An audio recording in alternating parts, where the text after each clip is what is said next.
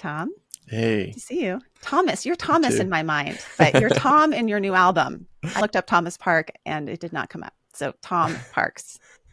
Yeah. Yes, yeah. Few people call me Thomas. You can be included in that group. Okay. Your Yeah. mother, does she call you Thomas? No, actually, maybe the kind of cliche when you're a kid and you're in trouble or something. If you Yeah, get the full name and the middle name, something's up. exactly. Uh, Tom, I, um, I wanted to have you on because you produced this beautiful album and I'm excited to share it with people as we go through our questions today because it's a beautiful reflection of what happens in therapy, but also has some messages for us as individuals. And then I also just thought, as you were making it, what was happening for you, Mm, as a therapist and a musician. mm, We're going to go in all those different places, hopefully, today. mm, But why don't you introduce yourself first? mm. Well, I'm really happy to be here with you today. And I guess just to start before our intro, it's a really kind of vulnerable feeling being here today because I guess this is part of my intro. I'm a therapist and I host a podcast called Mentally Flexible. I think you've been on the most out of anyone 3 times now. We've had some great conversations you could check out. Um, and so many domains of my life, I feel like I'm the one driving. And I guess literally too, I usually drive. And so being here with you today is like sitting in the passenger seat when you're the one that normally drives. I don't know if you ever have that feeling or when you're in someone else's car. And it's kind of nice to not have the responsibility of driving, but it's also kind of unfamiliar for me. So it's trying to just kind of make space for this feeling that's here and being in a kind of new dynamic right now. Yeah, it can feel like you have to let go a little bit. And when we were texting earlier, I said, let me hold space for you because this is like what we feel maybe if we turn the tables in a therapy space, right? If someone's coming into your practice for the first time and it feels like the therapist is driving, right? But Mm, really, you're driving this too. mm, We're both co-creating it. So no one's really mm, driving here. Let's start with holding space because it's the name of your album and it's what we do as our profession. And then maybe also what we're doing for each other. How do we hold space for people when they have uncertainty or maybe going through a change or a challenge? What does it mean to you to hold space for someone? mm. Yeah. I mean, I think it starts with knowing how to hold space for ourselves. Earlier on in my career, when I first started working with clients, there was so much of a focus on almost just from my eyes out around like what I'm doing for the client. And as I've gotten more experienced and hopefully a little bit wiser and learned from people like you and other people in the ACT community, I've realized how important it is for the environment that we create with our own being is a lot about what I think it means to hold space for somebody else. It's like, it's almost an invitation to invite somebody into the environment that you're creating. And I guess to put some language to something that feels really just experiential and intuitive, it's creating an environment of safety and curiosity and openness. And yeah, that's like coming from your bones, like from a very deep level, that those qualities sort of emit out into the room if we're talking about in a therapy context. And it took a really long time for me to learn how to do that for myself. But I think the more that I've worked on that in myself, the more it sort of just naturally creates that kind of environment for other people. Hopefully people sense that. So in this song, Holding Space, you say, is there more than what we see? Meditate, embrace the now, settle for the in between. Tell me more about some of those lyrics, how they came to you and why you connected them to holding space for somebody. It's interesting when you write songs, um, probably different parts of this song from chord progressions and like melodic shifts and both the instruments and vocals were like different chunks I've tried integrating into other songs like throughout probably like the past 5 years. And sometimes songs have these really cool ways of like pieces from different parts of songs that don't feel complete kind of coming together. And that happened with the music here in this song. And then I remember just when I started playing it, almost like in therapy when you're not even planning on what you're going to say next, but you just kind of watch something come out of your mouth, and what's coming out of your mouth feels really harmonious for that moment. That kind of happened with this song. So if I remember my own lyrics correctly, I was just jamming along to this, and what came out of my mouth was, there's so much pain, but I'm still here holding on for all my years. Like, I'm going to change one by one for 8 hours a day. It was just like the first verse just like came out of that, like almost just like a little like, like symbolizing the work that I do as a therapist of just sort of showing up and trying to create some little ripple of positivity and change into the world one by one, showing up 8 hours a day, and being able to kind of create space for how much suffering comes into the room and how precious that is to be able to have an opportunity to be there with someone through that. So yeah, I guess just a little like that was cool how that all came together, and then the lyrics just sort of all started flowing out from that. And it was just the song is just kind of a little snapshot of what different parts of what it's like to be doing the work myself and also be doing the work with clients. And yeah. So let's play a section of Holding Space. There's so much pain, but I'm still here, holding on for all my years that I'm gonna change one by one for 8 hours a day, by holding space to redefine, slowly shift the paradigm. Who am I? What does this mean? Is there more than what we see? Contagious, pure heart. So the other thing that's going on in the background for you is that you're becoming a first-time dad. I've Mm. watched you as a parent to your dog. Yes, I you think this is have. actually this is a good predictor of how you're going to take care of another being, a little human being. But Mm. you have a baby coming pretty soon. Yeah, Yeah. yeah, yes. I I don't know. I'm trying to stay away from cliches. Like the first thing I go to is just how nervous and excited I am, which are kind of the same things. I feel like they're just kind of like the two legs of the same feeling often. But yeah, there's just so much.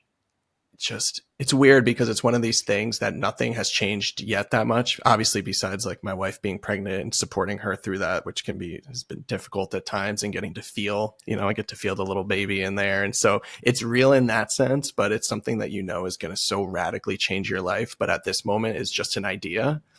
And so I'm sort of like prepping for this day that comes. It almost feels like when I was like a little kid and Christmas was coming, and it was like this day where there's going to be so much energy, and you're going to see family and other people you don't normally get to see, and there's going to be all this new food, but it's only an idea at this moment.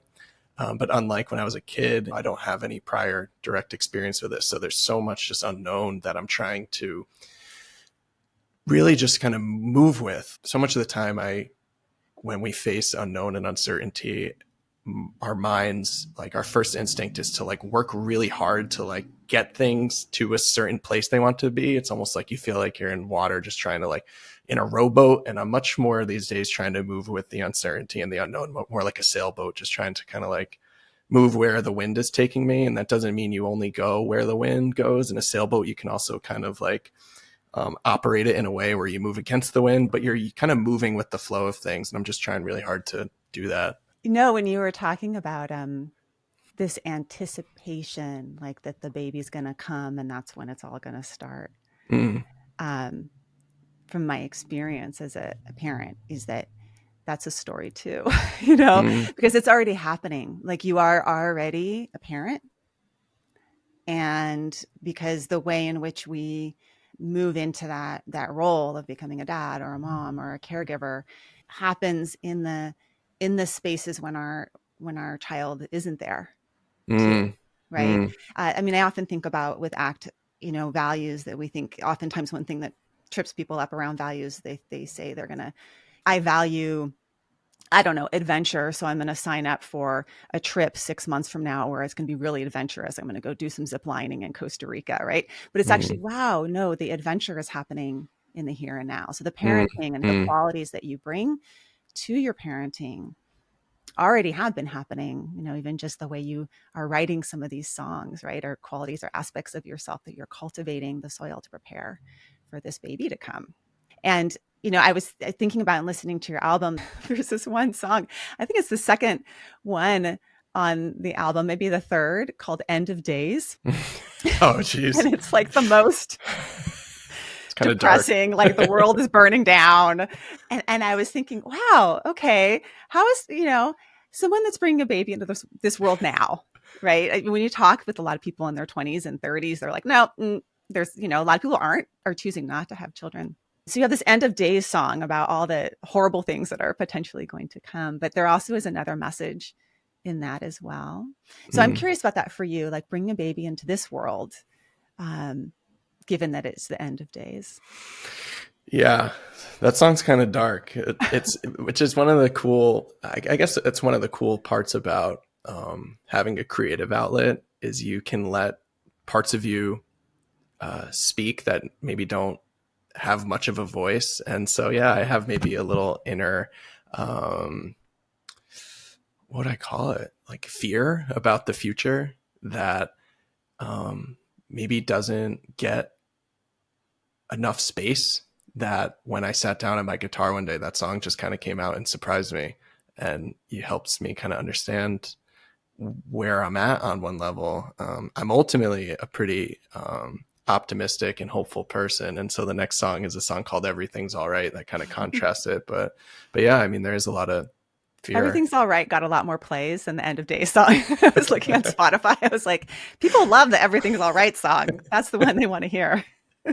Yeah. So there can be many parts of us. I was actually just having this conversation with Miranda Morris because I wrote about IFS, internal family systems, in Wise Effort when I'm talking about self and the many parts. And we were having this like little debate of whether or not I should even include IFS in this book, because there's some debate around talking about different parts of ourselves. Are we just also getting selfie by like rarefying selves, little selves, but that we can hold many selves.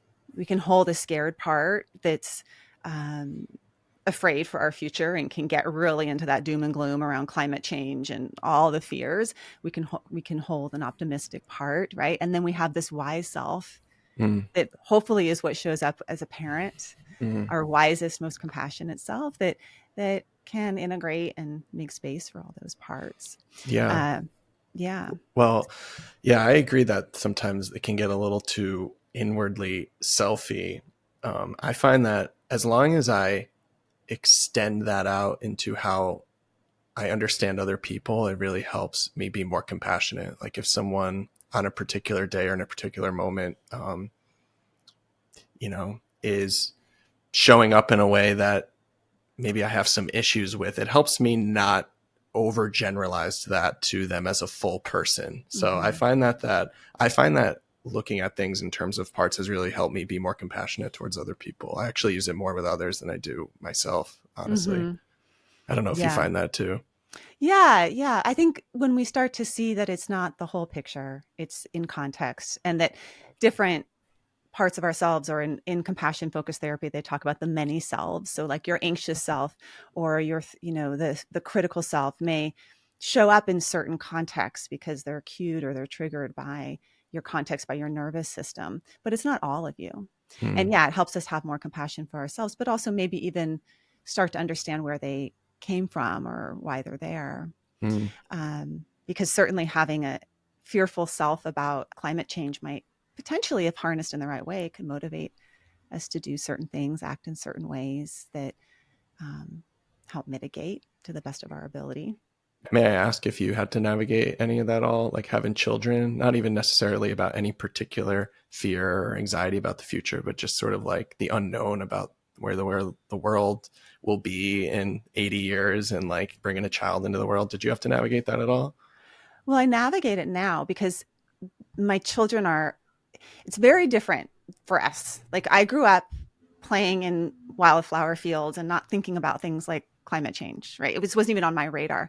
But my kids now have a very real understanding of the problems that they are facing, right? So they see it. They've been knowing about wildfires and floods and all of that since they came into this world. I mean, they came Mm-hmm. into fire country, right? So for them, it's how do I balance that, like my own anxieties about it, and not transmit anxiety to them, but also that to reinforce them with skills and resources that they can use. And that includes, I mean, my oldest son, he's working on a application right now for a high school. And one of the questions was, is if you were to time travel, when would you time travel to? Mm-hmm. And I thought, oh gosh, he's going to say like the 70s because he's really into music. And he said, I would time travel to 100 years from now to be able to see exactly what the problems are so that I could come back and work on solving them now. Whoa, that's Right. pretty profound. This is what our kids are Yeah. thinking. They're like, the problems of our future are in our lap. Wow. That's what our kids are facing. And they Wow. are fully aware of it. Mm. So that's more of what I navigate. It's just sort of a sadness for them that they've been handed all this crap to deal with. Mm. Mm. Yeah. Yeah. Well, thanks for sharing a little bit about that. Yeah. So let's play a little bit of End of Days. Yeah, it's the end of days, so we make believe that there's hope inside of you and confidence inside of me. And we spend our time feeding on this love while the world is burning down, and I can't watch what we've become.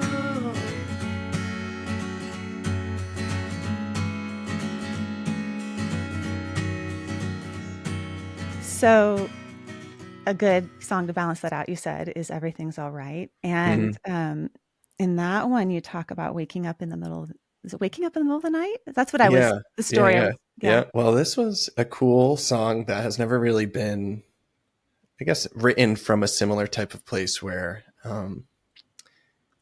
it was the middle of the night. We were woken up because there was like a really, really intense thunderstorm, like one of those where, you know, the next day, like power goes out, and the next day, trees are down everywhere, and like the thunder just feels like it's right over your house. And so this was, I thought, a cool song to put right after that, because this is a song that just really captures like a 15-second moment of my life of like there being this like fear in my wife, and just kind of being able to like reassure someone that we're going to be okay and kind of be with them in this really nice, beautiful moment, and contrast those two like energies together. And the song is really just about kind of like a 15-second moment of like being there for somebody when they're scared. Honestly, that's about it. And it kind of rolls off of the second song there. There's so much pain, but I'm still here, holding on. Have you had that experience for yourself? People that are there for you, scared? Like, do I have people there for me, or am I there for other people? Yeah, I have the sense that you're good at being there for other people. Therapists often are. You know me pretty well at this point. Yeah, I definitely struggle with that. It comes much more naturally for me to be there for someone else than to like get help from other people. And it's something I'm really trying to work more on, or like allow to happen more. And I'm still discovering what that's about. Like, it just doesn't come as naturally to me. I don't know. There's definitely like, if we go from like a psychological flexibility mindset, there's definitely a lot of like thoughts I've had to really diffuse from and notice that are unhelpful, about like not deserving it, or other people's problems are more important, or I can handle this more than other people, or whatever types of thoughts. So I'm really trying to kind of soften around those and realize those aren't helpful. And there's also that like, I don't think it was until probably the last 5 years of my life I knew what like true vulnerability was. I think I performed it pretty well. But that real place of vulnerability where you're unguarded and open and saying what's true to you, and really feeling what you're feeling in the presence of another person, is really scary. And I don't think I did that. I mean, I'm sure when I'm really young I did, and then who knows, that's for my own therapy, like why maybe that stopped. But as an adult, I don't think it was until the past like 5 years of my life that I knew what that true stepping out into vulnerability, and not without knowing where it's going to head or how someone else is going to respond. So it's something I'm definitely working on. Isn't that fascinating? Because this is sort of the expectation that we have for our clients, that they should just come in and be vulnerable and share all the Yes. things. Yes. And then for us, oh, that would be hard. We're Yes. still working on that, right? Yes. So I think it's important as a therapist to experience that. Yes. So that you understand what it's like for clients and those fears of compassion that show up for all of us. I always loved the research by Marcella Matos, where she looked at these fears. Like there's like a test you can take. Like, what are your fears of compassion? And for some of us, it's like that real fear of like needing someone. Like, what if I need you too much? And then you're not there. For some of us, it's that we fear that it will be weak if someone offers us compassion, that we lose some of our strength. And that middle of the night one, that question of what do you do in the middle of the night I think it's actually a good question to ask clients. What do you do when you wake up in the middle of the night? Because, I mean, I would say most people open up their phones when they wake up. But there's so many other options. I mean, I wake up a lot in the middle of the night, not always the best sleeper. Here's the thing about having kids. If you have a partnership, the light sleeper becomes an even more light sleeper, and the deep sleeper becomes an even deeper sleeper. My wife's not going to like that. Yeah. So if you start out as a light sleeper, just prepare to have like one eye and one ear open at all times, 24/7. While your partner snoozes. So it turns out that I'm the light sleeper. I always have an ear open. Like if a kid is dreaming and talking in their sleep, I'm like there. Anyways, but what do you do? I've tried out all these different things. Like, what do you do in the middle of the night when your mind is racing and you're afraid and, and like the world closes in on you at 2 a.m. And I've tried, yes, the phone, you can do that. But have you ever tried going outside barefoot and like standing under the stars? No, I haven't. Works like a charm because you realize, oh my gosh, it's so big, so big. All those things that were in my bed were so small, That's a great one. I love that. Yeah, it's a really good one. Because there's such a contrast there, because when we wake up in the middle of the night, it's so, I think for myself and for a lot of clients and people in general, it's like, it's almost just like we're in this like just trapped in this like container in our own head, right? And our minds just are bouncing around or following all these side roads, and it's like chaotic in there, or we're just so restless. But I could totally see how just kind of being outside and shifting that frame and like perspective of like broadening like where you fit in the universe could be such like a nice experience to have. It's a trick for babies as well. Take your baby outside when it's crying. Just go outside, it's any kind of shift. Because oftentimes when we're in that world, we do kind of trap ourselves in. We think that we can't leave our bed or we can't leave our house. We have all these rules that are just manufactured. It's so true. Yeah. It's like, who said you can't leave your house? It's so true. No one said that. Why is that not an option? We can't go barefoot outside. Who said? You don't have to put your slippers on. Maybe a little cold concrete would be good for you in this moment. Shock you right out of it. I mean, this is like a DBT skill. Put something cold on you. So, middle of the night. Let's play a little bit of this song. Everything's all right. In the pouring rain, in the middle of the night, you need the dog now. Everything's all right. 5,000 nails, 12 old oak trees built us this castle, holds all we need.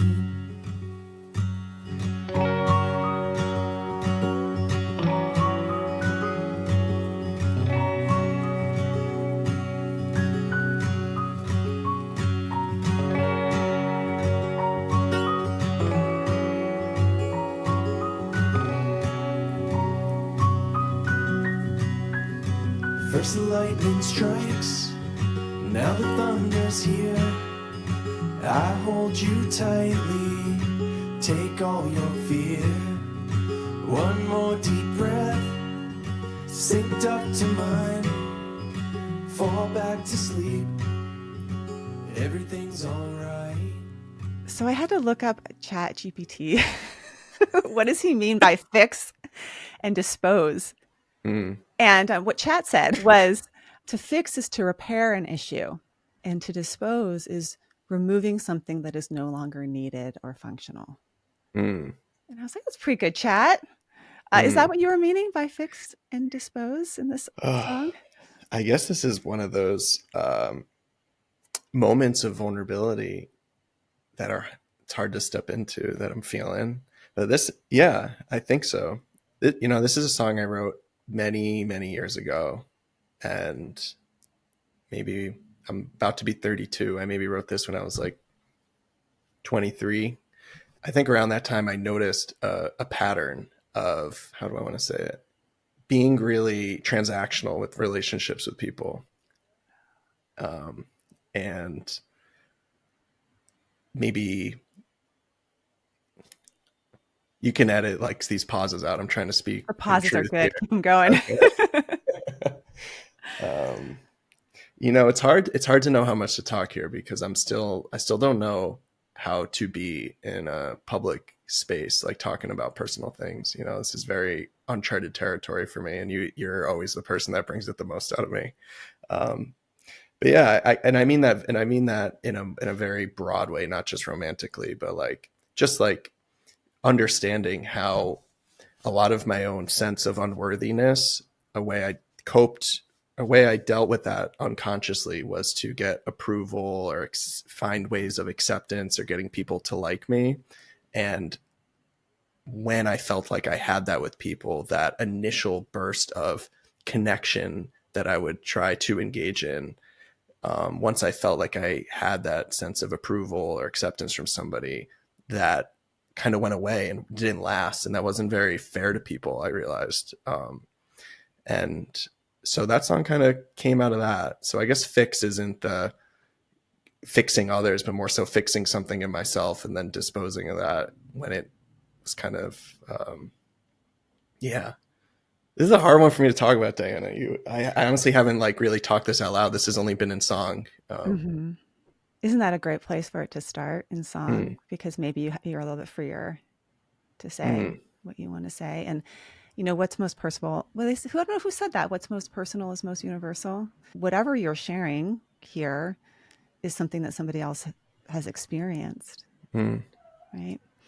So when you're talking about fixing and disposing, it's kind of like anti-act, like to fix and get rid of things. Yeah. But maybe I liked the angle of repair and let go, and Mm, that we're in a constant state of repairing and letting go, like mm. physically, our bodies are repairing itself and letting go of things, right? But also psychologically, emotionally, like repairing the ways that we maybe are interacting with people that Yes. we don't that don't match our values or don't match how we want to be. And Yes. then also the part of the letting go is letting go of the self condemnation about that. Like, Mm, of course, mm. you in your 20s is a different being than you in your 30s. Yes. Yeah. You really gave me an important lesson the last time you were on my podcast that I think about all the time when we were talking about stuff from the past. And you said an amazing line. You had a chance to grow up. Why don't you let people from high school also grow up or something like that? And it really was so poignant and beautiful. And yeah, it is an almost essential part of the journey of being a human to, when you grow or evolve, you're implying that that seems very value-y, like judgment-y language, but like there's a less evolved version of you, a less wise version of you that you're growing out of. So almost part of becoming wiser is looking back and being able to appreciate a less wise version of yourself. But sometimes that can be really hard for people. Mm-hmm. Well, let's listen to a little bit of Fix and Dispose.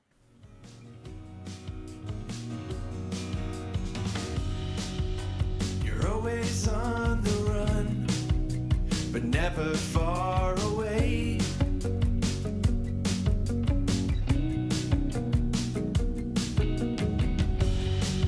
From what's buried in the yard, they all collect like graves.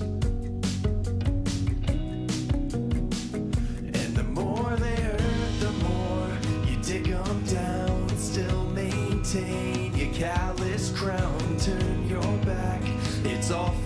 closed, all because you gotta fix and dispose. Fix and dispose. You already know you're gonna fix and dispose to keep yourself clean, to make yourself whole.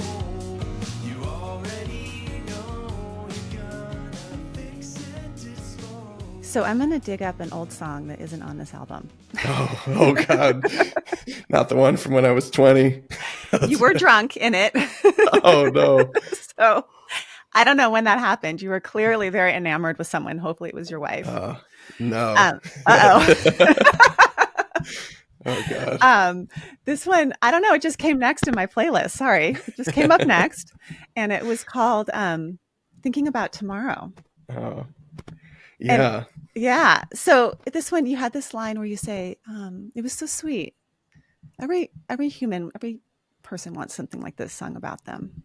So you said, she's got a smile that shines, a laugh that sings. I know I'm drunk, but I meant all those things. Mhm. And then you say, thinking about tomorrow, wishing I had you in my arms. Mm. And I was thinking about this for your baby. Mm. And thinking about tomorrow and that sort of, how far along is your wife now? Well, due date's January 18th, so Yeah. today's December 2nd. Yeah, so we're close. getting We're almost in Yeah. the window of like any day now, pack Yeah, the bag. Yeah. Yeah. Yeah, bags are being packed. Let's say Uh-huh. that. Yeah, and I just remember that sort of like, I can't wait to hold them. Like that was my whole thing. I just can't wait to hold them and have them in my arms. And yeah, what are your thoughts about that, of like the anticipation of this change? Well, I'm going to get to that, but I'm going to circle back around and I'll say it's interesting hearing a song like that from back in the day that maybe was inspired by somebody, but songwriting has this cool thing where songs aren't really like about, like, it's not really about somebody. They sort of evolve with your life, and they kind of transform as you get older and take on new meanings, as I guess what you're saying here, like with the child. So it's just interesting listening back to a song like that maybe was written in some moment, was inspired by a particular person, but they very quickly lose that part of it and become something deeper than that transform then as you kind of go through life. And if I was like pick up a guitar now and play that, it's like, yeah, it comes from a whole new place. And you're right. Maybe if I sang that song now or performed it now, I would be thinking about, my upcoming child, so I guess that's just like a cool part about songwriting, how they evolve with you as your life goes on, even though they started from a particular place. And they have to be that way too, because for the listener, they're imparting their own story, their own self, their own context into your song, right? Yes. So, yeah, I was the recipient of that as you were singing it. I was hearing my husband sing it to me, of the ways in which I feel appreciated or seen by him. Yes. And it's very different than like being drunk and thinking about me on a Saturday night. Like it's how how he appreciates me in my kitchen and does all the things that he does to show that appreciation, right? So the listener is taking that music and applying it in whatever way is helpful. Yes. To them. And then maybe you as a musician are also changing as you go along. I mean, Sting is still on the stage. He's not singing Roxanne in the same way that he used to. Exactly. Yeah. But he still has to sing it. You have to breathe new life into it. New life. And it's I guess this is a side note, but something that, since the part of the line of the song was being drunk, and this kind of connects to what we were talking about in Fix and Dispose, on like learning a lesson and letting it go. One of the best things that's happened for me in my life, if anyone else is in this category, was stopping drinking. So no value judgment on anyone that enjoys drinking and that works well in their life, but it's been like over a year now since stopping drinking, and it's been a really, really wonderful new part of my life. And I guess I'm bringing it up because there's not a lot of conversation around people that just kind of don't have like a serious problem with drinking, but it's just like something that's in their life and so a part of the culture and so just like expected. And it had just grown to such a point where I couldn't deny it being a net negative for my life, but I didn't have a lot of voices or people or resources that talked about it when it wasn't like this big problem. And ever since stopping, it's really improved my life. So if anybody's listening and feels kind of like in that like middle group and has thought about it, it's definitely worth trying out a new way of living. This last New Year's, every New Year's, I do a bonfire at my house, and I bring women and we do a completion and creation bonfire where we write down things that we completed and things that we want to create from the past and the future. And I don't drink either. And so I remember I was preparing for the New Year's bonfire, and I was at Trader Joe's buying all this all these bottles of wine. I have like no sense of what's great. And I bring them all home and I fill them up on the table. And I think I had 5 or 6, maybe even 7 women that were coming that night. And every single one of them that came was like, "Oh no, I don't drink anymore." It's like, Oh, wow. I mean, I think there wow. is a bit of a cultural shift around this. I've definitely been having more conversations with clients about it, and not from a place of, oh, you are an alcoholic, that's why you're not drinking, but more my body feels better, my mind feels clearer. Um, I'm using other strategies to care for my stress. And, so it's Hmm. definitely a conversation I think that more people are having. Oh, that's great to Um, hear. Yeah. yeah. So then I have all these bottles of wine because people aren't drinking. Um, okay, wait. So back to the song, Yeah. holding your baby. Yeah. Yeah. Sorry about the side road. Yeah, long Um, side road. yeah. It's There's so much pain, yesterday, but I'm still one of our here, really good holding friends came over on with for their all baby. my years And that I'm gonna I change. One just, by and I one have for nieces and 8 hours a nephews. And day, so I I'm guess holding whenever I'm space to around breathe. If babies I and get a can chance to slowly hold them and shift the look in their eyes paradigm, and who am I? be, What does there's this this way mean? they pull you into Is there such like more than we presence and see? such like almost wonder Take a about chance, the mystery of hold consciousness and like the wonder of how life is created, and that this person's gonna one day grow up to a point where you can call them and have a meaningful conversation with them or whatever that is. And so I get, my heart gets so unbelievably filled holding other people's babies that I am very much looking forward to having that opportunity with my own. And yeah, I really look forward to that. Yeah, what's fascinating about a baby is they don't look away. Mm, An adult, you catch their eyes and they can last for like a few seconds before they look away. But those little baby eyes, they lock right in. They'd rather look at you than anything else that's going mm. on. And Yes. I love it when you catch a little baby like on an airplane, or you're standing in line and you just have Yes. this moment, like you're so intimate so quick with this little, Yes. and we don't have to, you don't have to be embarrassed about it. It's like we're locked in. So Yes, there's such like uh, a safety in that. It yeah, doesn't kick in. It's kind of like that with pets, like with a dog too. There, that self-conscious, judgy voice inside, judging yourself or worried about what the other being is thinking. That doesn't click in with a baby or with a dog, and it provides such like a safe container for eye contact and that sense of connection. yeah, they don't have those small selves yet. Mm, Like all those parts haven't developed. They're just one little wise self.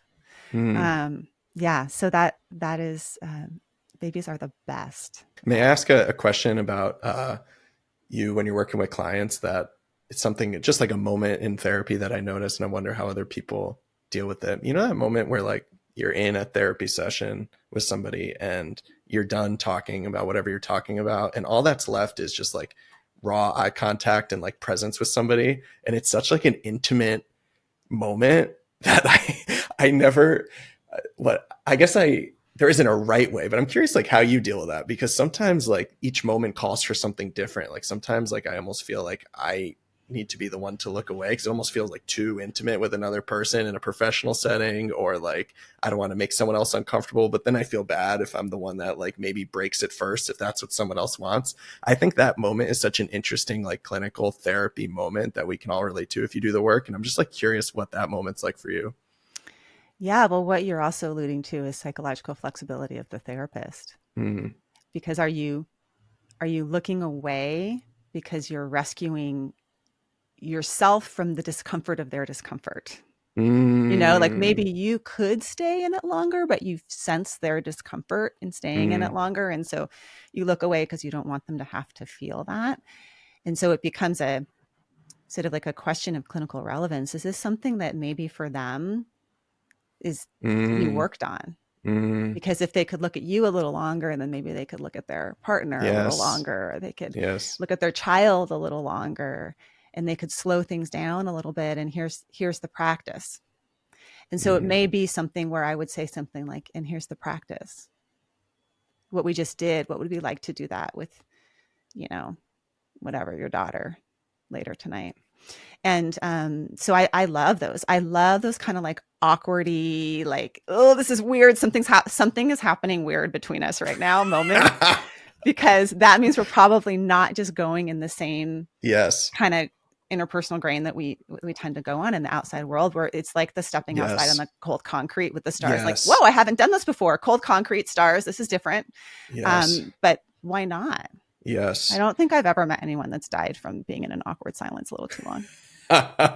It's, some people feel like they might die, but yeah, I don't think. Yeah. I love that answer though. It's so true. It is context dependent, and for some people, yeah, giving them an opportunity to increase their willingness to stay in that more intimate space is a really beautiful chance for them to practice and extend that out to other people. And maybe in other contexts, like actually being able to like look away and make space for whatever feelings show up for that is also helpful for them. And so, yeah, I guess it's Oh about yeah, the no, person in front of there's you. like socially inappropriate, like some Yeah. people that stare a little too long. And you're like, and that would be the time to look away. You Yeah. know, maybe you need some social coaching on that kind of stuff. Depends on the client. But another one is just doing things physically different, like sitting next to your client on the couch. Or Mm, I'll often have clients switch seats with me. I'll be like, why don't you sit in my chair and see what I see from your vantage, you know? mm. And then, and, you know, sometimes, you know, I'll be like, feel the diplomas behind your head. You know, there's so much wisdom in here. Or walking, you know, like these different, Yes. creating different contexts within our space, especially since I think therapy can get into such ruts where people Yes. get in the habit of telling the same story every time. You are saying the same thing. I mean, how many clients that come in and say, you know, I think I got everything that I could get out of that last therapist. They Yeah. kept on saying Yeah. the same thing. Yes. Yeah. So No, you're so right. It's like there are these arbitrary rules we put on what you do in therapy and how you do it and how you start and how you end. And just like you were talking about, you can leave your bed, you can go outside. I totally agree with that. And whenever I'm sensing a lack of vitality in the room or in the process of therapy, my first instinct is to always just do something different. Like instead of coming in and just starting to talk, let's start by just breathing, or let's start by going outside, or let's start by just writing a little bit. Or I like that idea of switching chairs. It's like, let's change the frame of the moment a little bit. That's always my first instinct. mhm. Yeah. And the physicality of it, the clients will remember the times that you do something different. People will Mm, remember the times that you do something different. You will remember the times that you do something different. And that's the first part of evolution, right? The variation of mm, it. Yeah. mm. So this whole episode has been something a little bit different, Yeah, it of has. playing your music and talking about you and talking about therapy. And in that last song that wasn't on the album, called Thinking About Tomorrow, you do a little whistle. Yeah, Is that you whistling? it is me. And can I share a little story about the whistle? Yes, you're such a good Oh, whistler. Yes. oh well, thanks. Yeah, so yeah, I'm a pretty good whistler.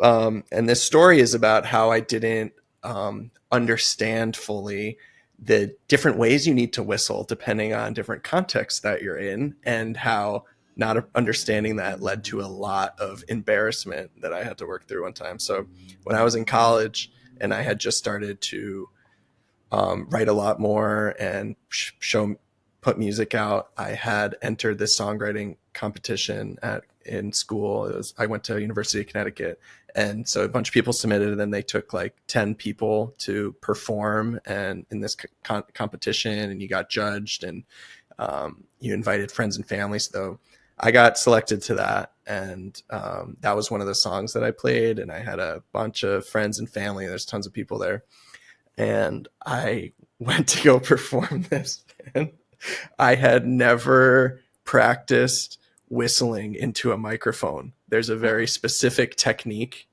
that you need to do to actually have it be heard, like be picked up by the microphone. So when I played this song, all the audience could hear it sounded like me just blowing into the mic.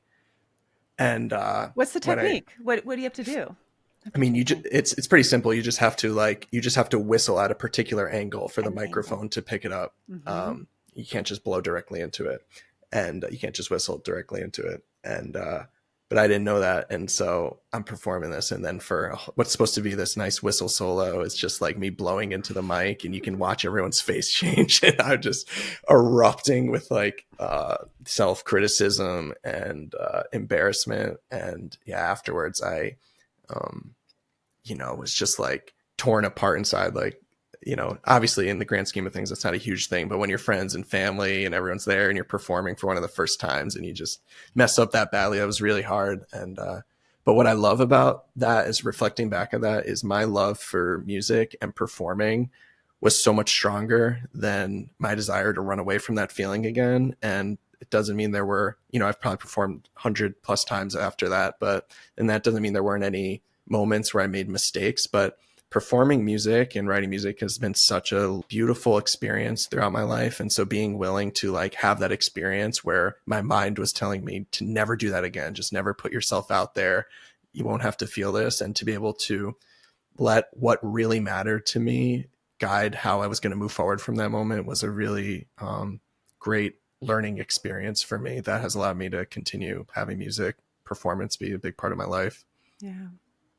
We're going to go out on your whistle, but circling back to the name of your album, Holding Space, and just sort of the theme of today about holding space for babies, space for pain, space for embarrassment, space for awkward silences. We've good things that we've talked about. Holding space for climate change, space for not sleeping. Climate change and awkward silences. That's my next album. Oh, that's good. Could be a book.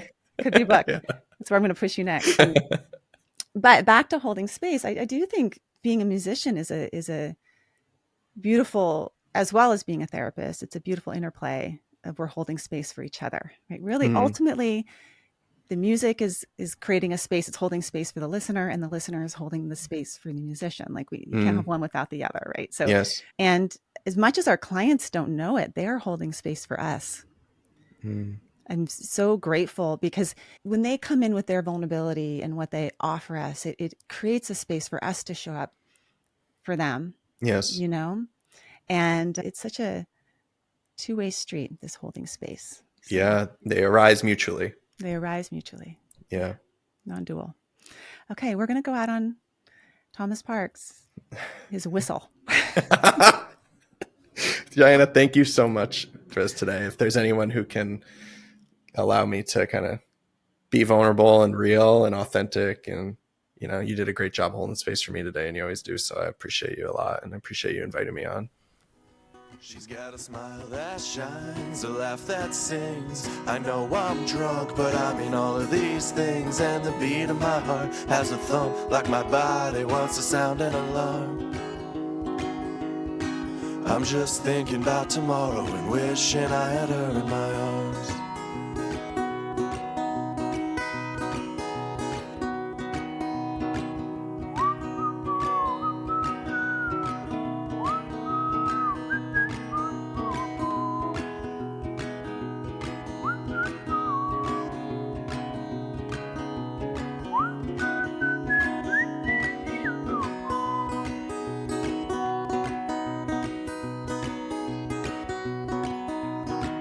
Thoughts are swimming, I can feel the fatigue. I got this little inclination that she's out of my league, and I'm spilling my soul, confirming what she knew all along.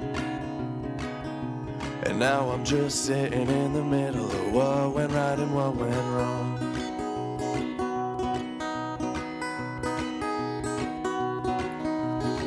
You're underrated, that's understood. Living life like they wish they could. And you can tear down my walls, I promise I'd still stay inside. So I guess you're my moon, 'cause you're starting to control my tides. got a smile that shines, a laugh that sings. I know I'm drunk, but I'm in all of those things. And the beat of my heart has a thump like my body needs to sound an alarm. And I'm just thinking about tomorrow and wishing I had you in my arms. I'm just thinking about tomorrow and wishing I had you in my arms. I'm just thinking about tomorrow, wishing I had you in my arms.